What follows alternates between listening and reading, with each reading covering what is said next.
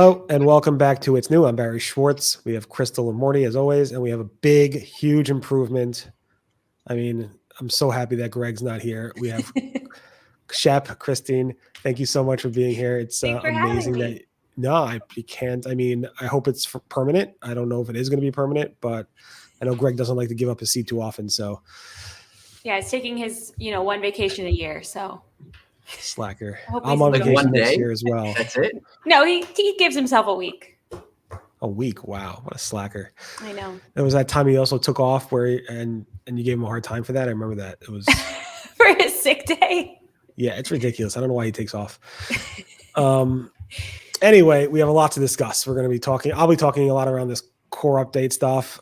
As you kind of saw in the last episode, we were kind of hinting that it was coming soon. And actually I knew it was coming soon when we were recording, so it was a little bit awkward.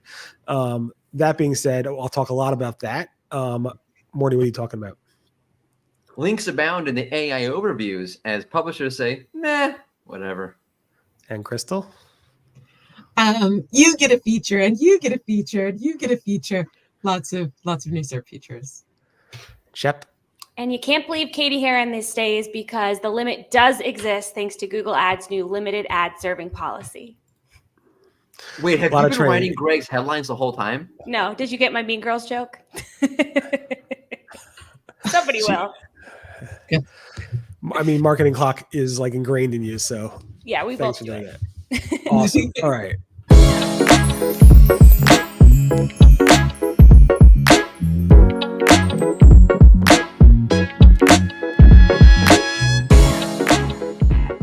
Google has on Friday, actually Thursday, after we recorded the video on It's New, released the Google Core Update for August 2024. It happened on Thursday at 11 a.m. Eastern, an hour after this video. And we knew it was coming. Google told us it was near, and it's here. And it's going to take about a month or so to actually roll out. This one, Google promises, will actually help and reward smaller independent publishers, and they took our feedback that they've been listening to us for many, many months, several months, and everybody's going to recover fully, and no matter how bad your content is. No, Google didn't say that. But basically, Google said that they did listen to our feedback, and if you did make changes for the purpose of helping people, then we will take that into consideration, and maybe your site will rank better soon.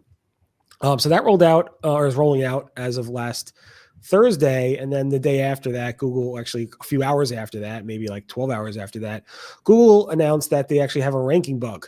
This is not an indexing bug. This is not a serving bug. This is specifically a ranking bug. So indexing bugs you would see when it comes to like new content not being shown up in the index for publisher content. Serving is more about like the search results look all very, very wonky, and things are serving wrong. Ranking is hard to notice. So it's some type of ranking issue. Google didn't say specifically what, of course, but that started on the morning of August 16th around 1:48 a.m. Eastern. It probably started before that, but that's when Google confirmed it. So right around the time Google releases August Core Update. So if you want to know if your rankings are going to improve or not, get better or decline or whatever it might be, and you have this ranking bug, you're not going to be able to know what's going on with that. So that's a little bit concerning, and that still has not been fixed. As of this morning, Google posted an update. It's still not fixed, but they're still working on it, which is pretty concerning because a lot of people are noticing some ranking changes, as we'll talk about right now, where are people who are noticing that there were improvements to their sites after. Remember, like tons of sites got hit with this helpful content update back in September. None of them actually saw any recoveries at all since that update actually was released.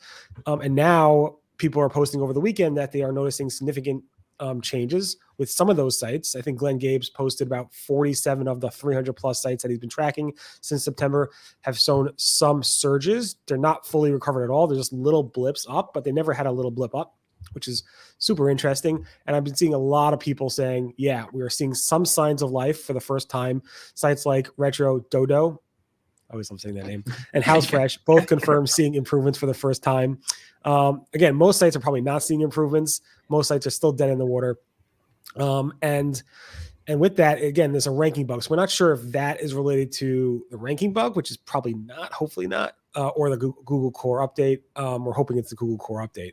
And we have lots of content from Glenn Gabe, Lily Ray, Marie Haynes, also from Aleda, and also from the people who run Retro Dodo and HouseFresh, saying they can confirm they're seeing some life for the first time, and tons of other people. So if you want to take a look at that, a really detailed post today, this morning, August 19th at around 7:51 a.m. Eastern. Finally, Google, there's a lot of stuff here going on. Sorry. Google's thumbnails, the rich result thumbnails, which went away back with the September core update and September helpful content update, and for other publishers around core update times, are all returning. We covered this over the past several months over and over and over again, where people were complaining about their thumbnail images not showing up as rich results for their recipe sites and for their travel sites and so forth. And as of, I guess, Friday morning after the core update started to release, most of those publishers, I think all those publishers actually said they started noticing those thumbnails return, which is, again, a sign of the core update actually impacting those publishers, which is great to see. All right. That's all I got, I think. You can breathe. That's a lot. Dude, Yeah. you can breathe now. Did I miss anything? No, you got it. Yeah, no, that was Speechless. great, and I think it's been good to see people like Lily Ray reporting on some of the sort of green shoots from some of those sites. I know Lily's been working really, really hard with publishers reaching out to her about it, and so it's great to see a little bit of life coming back. Joy Hawkins commented on, is this the bug? And she was like, I don't know, like, which is fair. Like, we don't know yet, but we'll see by the time it all rolls out. Mordy, I saw, yeah, definitely. And Mordy, I saw you posted an interesting graph this morning about SEMrush. Oh yeah, man. There's a lot of stuff. I've been thinking through it. It's a mess, by the way. So like, there's a lot of volatility before the update happened. You usually have like a couple of like day period at minimum, so you can see like, okay, that was that. This is this. It's a constant mess right now. Like, I don't know how people are going to figure this out. Not that it matters. Like, it really matter at the end. But there was one interesting one where, like, you know, this guy Barry Schwartz reports on volatility all the time. And you can see in this, like, this one graph, it was a website ranking for, I forgot the keyword. Like, you can see them go down with each test, you know, each period of volatility, and now go down with the update. Obviously, it's so early to say like that's going to be the trend, but you do want to pay attention when Barry talks about unconfirmed updates, because they can be tested to a larger pattern with a actual update. Yeah. I mean, it just drives me. Last update we had was the spam update. We also had some type of indexing bug. We had an indexing bug with that, not a ranking bug. It makes it so hard to follow. But again, this update will roll out over the course of a month. So I guess we'll see where we all land after this month is done. So we'll see. Yeah, On that, and I think. Yeah. Sorry, and I think we'll cover it as well. But like, it's interesting that they announced this, and they also announced the AI overviews going out internationally at the same time. So I think it's interesting. There you go, Morty. Take it from there. Oh yeah, so AI overviews are out in the UK now. What's the other country? Brazil, and another country. I'm really good at covering the news. 6 countries. Countries, yeah. UK, India, Japan, Indonesia, Mexico. There we go. Thank you. I saw the UK, and I guess they turned off at that. So also more interestingly to me than the expanded rollout to other countries, because we knew that was going to happen, is the change in format. So Barry Schwartz also covered this. Why you want to pay attention when Barry Schwartz covers tests, because sometimes they become actual rollouts. When Barry reported on the link format being used, so they're using a link icon and it brings up an overlay of like all the different websites you can look at. That seems to have gone live. I'm seeing it now, so it appears to be live across the board. It theoretically would present more opportunity for organic link placement inside of the AI overview. But according to a study done by Ziff Davis, like, doesn't really matter, as reported by not Barry Schwartz, but Danny Goodwin. Who? What? Is someone else besides Barry covering news? Interesting. Danny Goodwin covered Ziff Davis reporting, saying that they found for their queries, around 8% of them pull up an AI overview, and they've noticed basically zero traffic impact. So that's that. I mean, it's a positive thing, because everybody thought it would be a negative impact from AI overviews.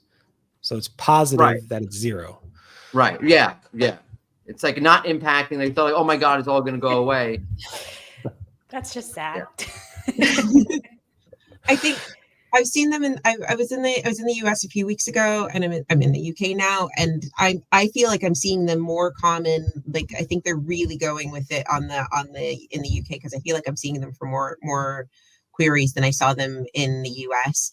Although I'm sure like lots of people who've had them for ages in the US, you kind of ignore them after a while. Yeah. I try to.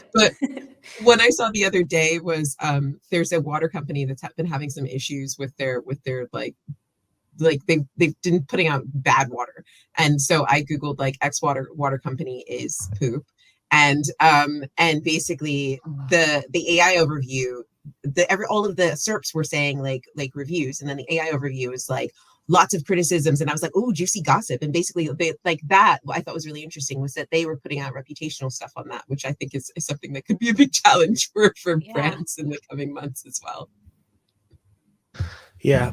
But at least Google's giving us some new user interface features to play with. Keep us distracted. Yeah. So lots of new SERP features, lots of new AI things.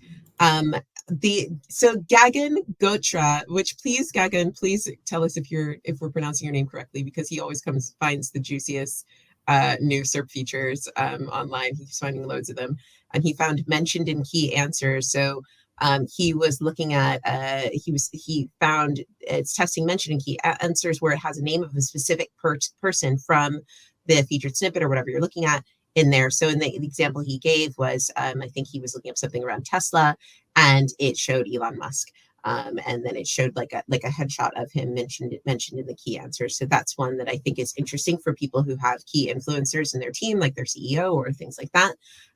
Or one Mordy Oberstein. And then let's see.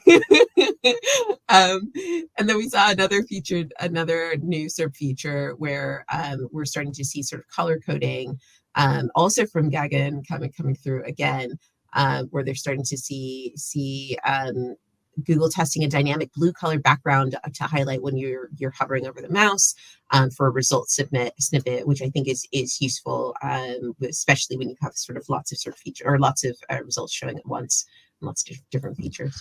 All right, raise your hand if you think that feature with the hover over is going to last. I don't think so. All right.